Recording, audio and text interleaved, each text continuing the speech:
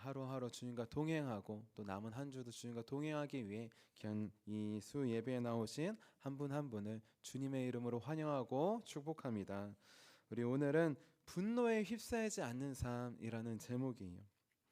자, 여러분들은 언제 분노하십니까? 내가 언제 분노하는가 한번 생각해 보세요. 우리는 이럴 때 분노합니다. 남편이 내 말을 안 들어줄 때, 아내가 내 말을 안 들어줄 때, 자녀가 내 말을 안 들을 때, 부모님이 내 말을 안 듣고 무시하는 것 같을 때, 그때 우리는 분노합니다. 자, 분노는 언제 생기느냐? 나와 상관없는 사람, 먼 사람들의 관계에서 생기는 게 아니에요. 분노는 나와 가까운 사람들로 인해서 생깁니다. 가깝다고 생각하고 믿을 만하고 생각하고 마음을 터놓고 이야기했는데 말을 들어주지 않고 무시당하면 배신당한 것 같은 마음이 들면서 분노의 감정이 생기게 됩니다. 중요한 건 이 분노의 감정은 나쁜 걸까요? 분노의 감정 자체는 나쁜 게 아니에요. 사람이라면 겪을 수 있는 감정입니다. 중요한 것은 이 분노의 감정이 들었을 때 그냥 그대로 방치하는 것입니다. 그게 나쁘고 위험한 것이에요. 왜냐하면 마귀는 이 분노에 우리를 휩싸이게 하여서 우리를 파괴하기 때문이에요. 우리 가정을 파괴하려고 하기 때문이에요. 우리 교회를, 지역을, 사회를 파괴하려 하기 때문입니다.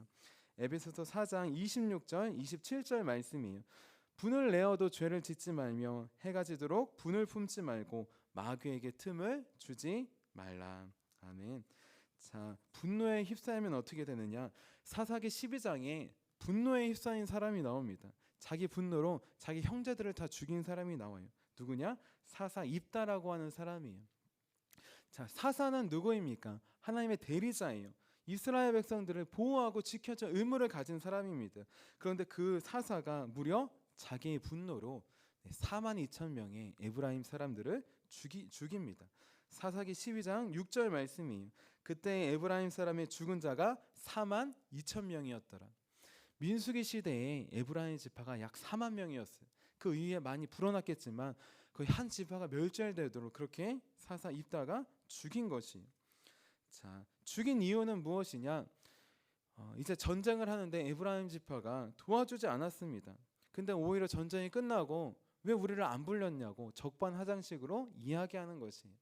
이런 일이 이미 기드온 시대에도 있었어요. 기드온 시대에도 목숨 걸며 싸웠는데 안 도와주다가 다 끝나니까 왜 우리를 안 불렀냐며 에브라임 지파가 따집니다. 자, 그때 기드온은 어떻게 했을까요? 기드온은 입다처럼 하지 않았습니다. 기드온은 그 안에도 분노의 마음이 들었을 수 있어요. 목숨 걸고 싸웠는데 다 끝나고 와서 적반하장식으로 대하니까 말입니다. 하지만 기드온은 분노에 휩싸이지 않았습니다. 그는 하나님의 마음으로 우리 에브라임 지파를 대했어요. 마치 영적 어린아이처럼 어리광 부리는 것처럼 보면서 대했습니다. 그리고 그들을 치켜 세웠어요. 당신들이 한 일이 더 높지 않습니까? 내가 한 일이 뭐 별거나 됩니까? 그런 식으로 에브라임 지파를 치켜 올렸어요. 우리 어린이들 보면 치켜 세워주면 좋아하잖아요. 에브라임 지파가 그렇게 치켜 세움을 받으니까 좋아해서 돌아갑니다. 그 결과 기드온 시대에는 외부의 전쟁도 내부의 전쟁도 없이 40년간 평화를 유지할 수 있었어요. 그런데 사사 입다는 기본과 달랐습니다. 그는 어떻게 했느냐? 분노에 휩싸여 버렸어요. 자, 그래서 어떻게 했느냐? 자신의 분노로 에브라임 지파를 다 죽였습니다. 무려 4만 2천 명의 사람들을 다 죽인 것이, 한 명의 분노로 인해 한 지파가 거의 멸망에 이르게 된 것입니다. 자, 분노의 감정은 나와 멀리 있는 사람에게서 생기는 게 아니에요. 나와 가장 가까운 가족, 친척이라고 생각했던, 한 민족이라고 생각했지만 나를 배신하고 무시해라고 생각하는 사람들에게 드는 것입니다. 중요한 것, 분노의 마음이 드는 것은 나쁘거나 이상한 게 아니에요. 당연한 겁니다. 중요한 것, 그 분노의 마음이 생겼을 때 그 분노에 휩싸이는 것, 그것이 위험한 것이, 휩싸이게 될 때 우리는 위험하게 됩니다. 내가 나를 파괴하고 우리 가정과 교회를, 교회와 지역을, 나라를 파괴하는 역할이 되기 때문이에요. 자, 그럼 분노의 감정이 들었을 때 분노에 휩싸이지 않으려면 어떻게 해야 될까요? 자, 분노에 휩싸이지 않으려면 한 가지만 기억하면 됩니다. 무엇이냐? 나보다 높은 분이 계시다는 것을 기억하는 것이.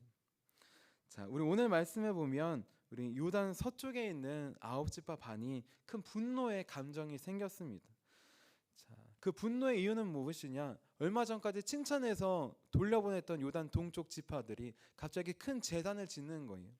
자, 제단은 오직 두 가지 이유로 짓습니다. 하나님을 예배하든 우상을 예배하든. 하나님을 예배하는 제단은 요단 서쪽에 있어요. 하나님께서 말씀하신 대로 있습니다. 근데 요단 동쪽에 하나를 더 지었네요. 요단 서쪽의 지파의 입장에서 볼 때 하나님을 예배하는 게 아니라 우상을 예배한다고 그렇게 생각했습니다. 오해했습니다. 그러자 이들은 분노의 감정을 느꼈어요.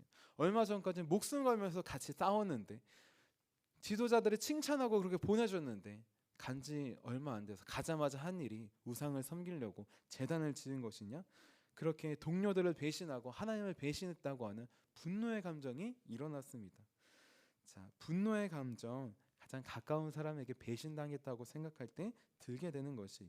그런데 중요한 것, 이들은 분노의 감정이 들었을 때 분노에 휩싸이지 않았습니다. 자, 그 이유가 무엇일까요? 아까 말씀드렸듯이 나보다 높은 분이 계심을 기억했기 때문이에요.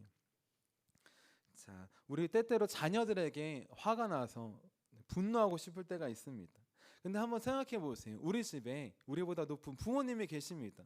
부모님이 계시다면 우리 자녀들은 우리 마음대로 분노대로 그렇게 화를 낼 수 있을까요? 그렇게 하지 못하는 것이. 왜냐하면 나보다 높은 분이 계시기 때문입니다. 분노가 폭발은 언제 하느냐? 나보다 높은 분이 아무도 없다고 할 때 분노가 폭발하게 됩니다. 내가 가장 높다고 할 때, 아무도 뭐라고 할 사람이 없을 때 폭발하게 되는 것이. 자, 이런 모습으로 본다면 우리 요단 동쪽에 간 우리 두 지파 반, 르우벤 지파와 갓 지파와 므낫세 반 지파는 지도자가 없는 삶을 살았습니다. 자기보다 높은 사람이 있다는 것을 잊어버렸어요. 그들에게도 지도자가 있었습니다. 바로 여호수아와 엘르아살이에요. 자, 지도자가 있는데 없는 것처럼 살아갑니다. 그래서 어떻게 했습니까? 제단을 지을 마음이 들었잖아요. 우리 후손들이 잊어버릴까봐. 좋은 의도입니다. 아무리 좋아도 근데 지도자와 먼저 상의를 해야 되는 것이. 이런 마음이 들었을 때 어떻게 하는 것이 좋을까요?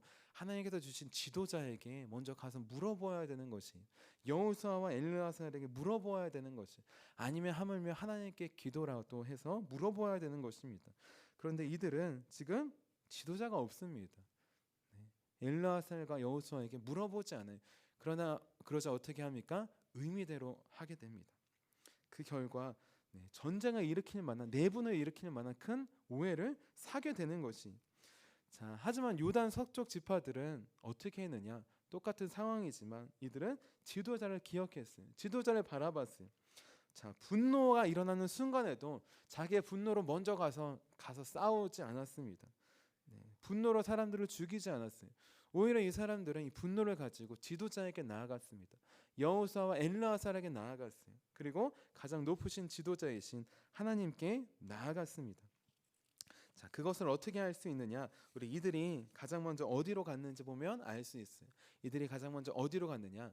우리 요단 동쪽으로 싸우러 간 게 아니라 실로로 갔습니다. 우리 여호수아 22장 12절 말씀 같이 한번 읽어볼게요. 12절입니다. 시작. 이스라엘 자손이 이를 듣고 곧 이스라엘 자손의 온 회중이 실로에 모여서 그들과 싸우러 가려 하니라. 아멘. 이들은 먼저 싸우러 갈 수도 있었지만 그렇게 하지 않았어요. 어디로 먼저 갔느냐? 실로로 먼저 갔습니다. 자, 실로는 어디일까요? 실로는 우리 하나님을 예배하는 성막이 있는 곳입니다. 실로에 지도자들이 있어요. 영적 지도자 엘르아살이 있습니다. 자, 지도자가 있는 곳으로 가고 가장 높으신 지도자이신 하나님이 있는 곳으로 그들은 갔습니다. 자, 내 분노대로 하지 않고 내 위에 나보다 높으신 분이 계시다는 것을 기억한 것이에요. 그리고 그분께 먼저 나아간 것이에요. 자, 이들은 이렇게 분노의 마음을 가지고 우리 하나님께 먼저 나아갔습니다. 지도자에게 먼저 나아갔어요. 자, 그러자 하나님께서 어떻게 해주셨을까요? 하나님께서 분노의 마음을 바꿔주십니다. 어떤 마음으로 바꿔주셨을까요?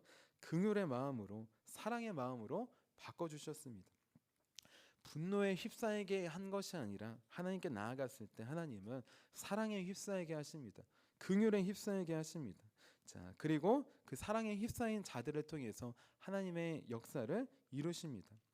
자, 우리 오늘 말씀을 통해 하나님께 나아가는 자, 우리 분노를 긍휼로 사랑으로 바꿔주시면서 하나님의 일을 하게 하십니다. 어떤 일을 하게 하실까요? 우리 오늘 말씀을 통해 크게 세 가지로 함께 나눠보도록 할게요. 우리 하나님께 나아가는 자, 사랑의 마음을 주셔서 어떤 일을 하게 하실까요? 첫 번째는 사랑에 휩싸여서 나아가게 하십니다.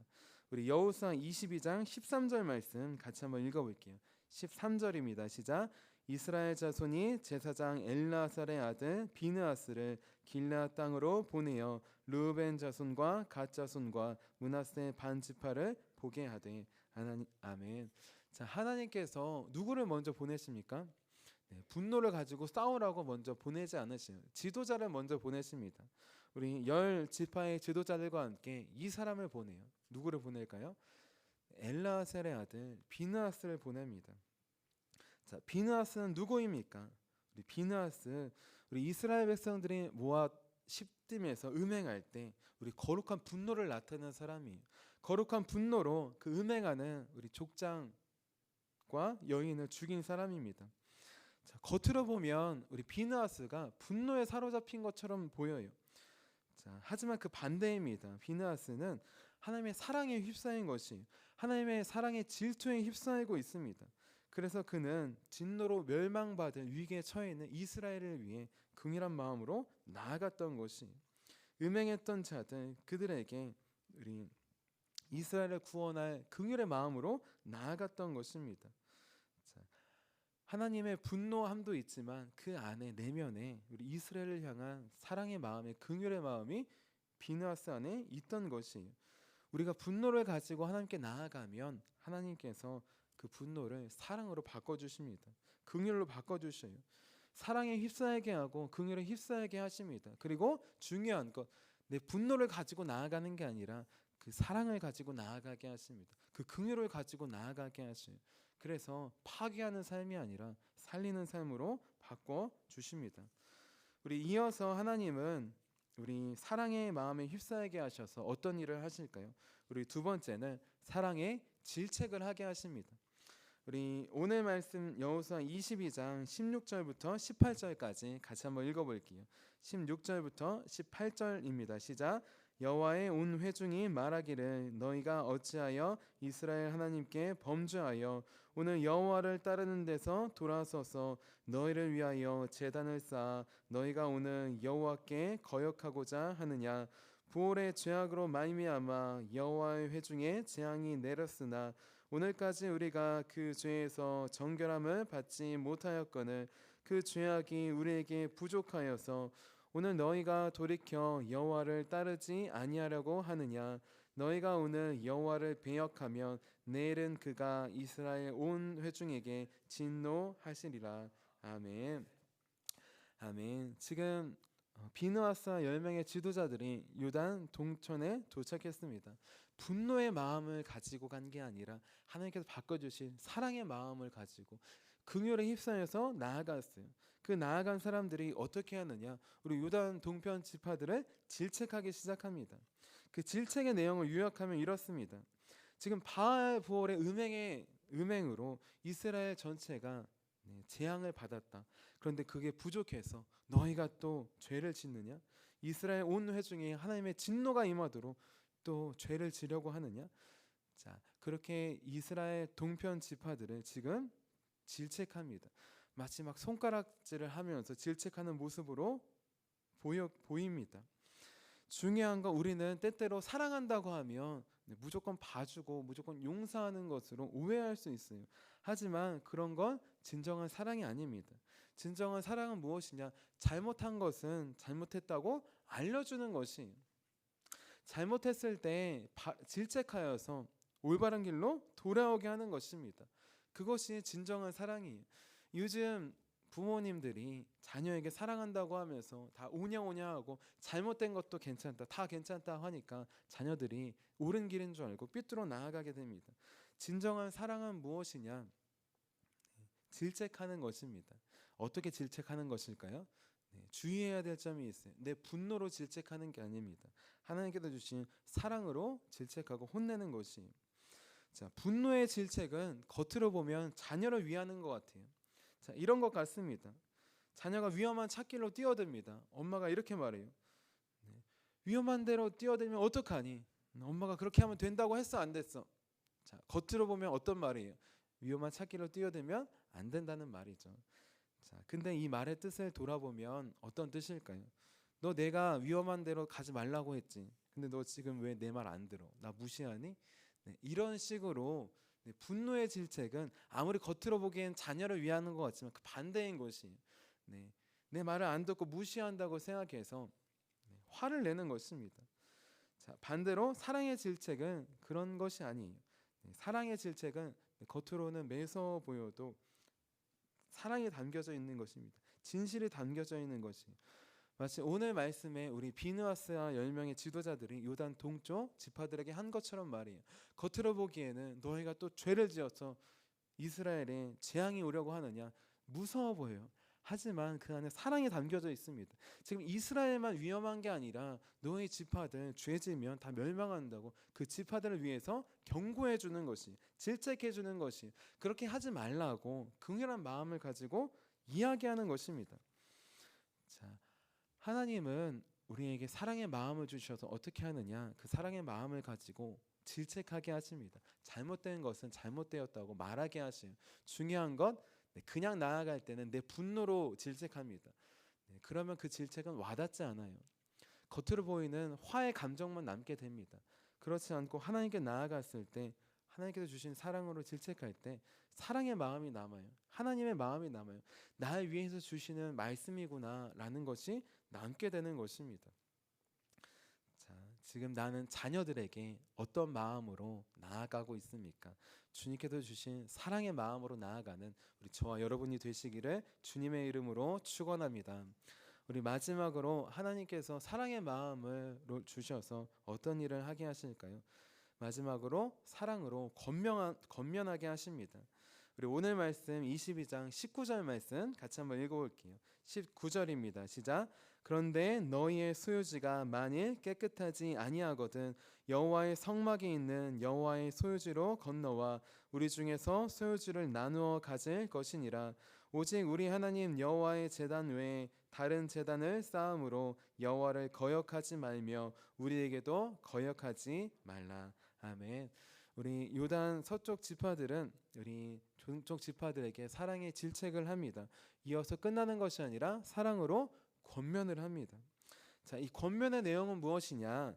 요단 동쪽 거기 예배하러 오기 힘들지. 그러면 요단 서쪽 우리 땅 줄게. 여기로 이사와 라는 뜻이에요. 자, 지금 이미 땅 분배가 맞춰진 상태예요. 요단 동편은 두 지파 반이 그 큰 땅을 다 차지했습니다. 요단 서편은 9지파 반이 나머지 땅을 차지했어요. 그런데 지금 그 땅마저 나누어 준다고 합니다. 우리 식으로 말하면 이런 것이에요. 너무 멀어서 예배하기 힘들죠. 우리 집 드릴게요. 우리 방 드릴게요. 우리 땅 드릴게요. 여기로 이사 오세요.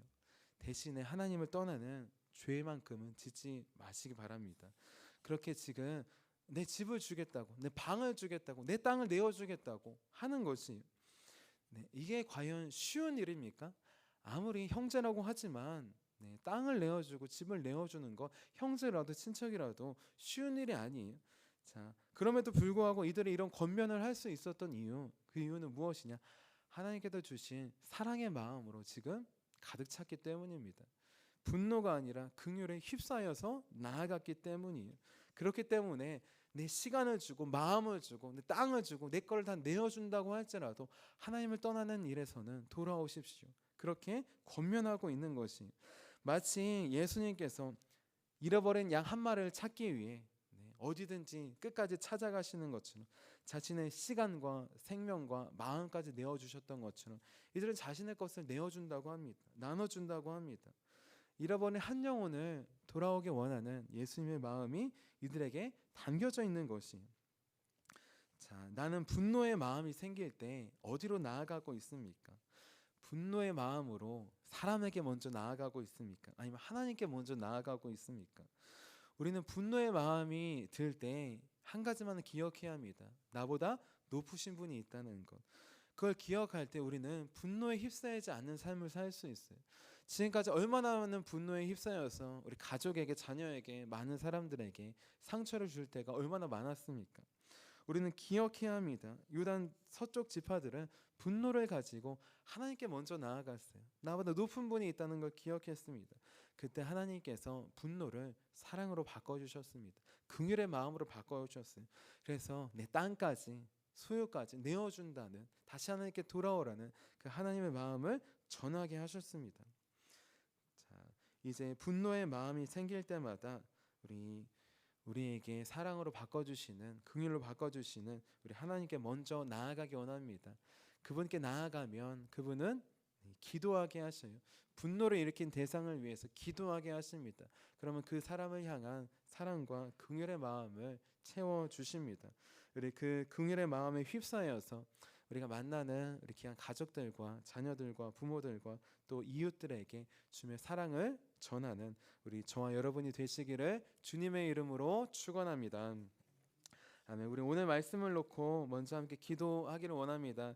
하나님, 주님, 분노의 마음 가장 가까운 사람들, 그들에게 무시당하고 배신당해서 그런 마음이 들 때가 많습니다. 하나님, 그 마음이 들 때 나보다 높으신 하나님을 기억하지 못했습니다. 이제 그 주님을 기억해서 주님께 나아갈 수 있도록 하나님 그 영혼을 위해 기도해서 분노가 사랑으로 바뀌는, 긍휼로 채워지는 주님의 역사를 경험할 수 있도록 그 사랑과 긍휼로 하나님께서 주신 영혼들에게 나아갈 수 있도록 좀 도와주시옵소서. 우리 함께 주님의 이름 한번 부르고 간절히 기도하도록 하겠습니다. 주여, 살아계신 주 하나님, 아버지이신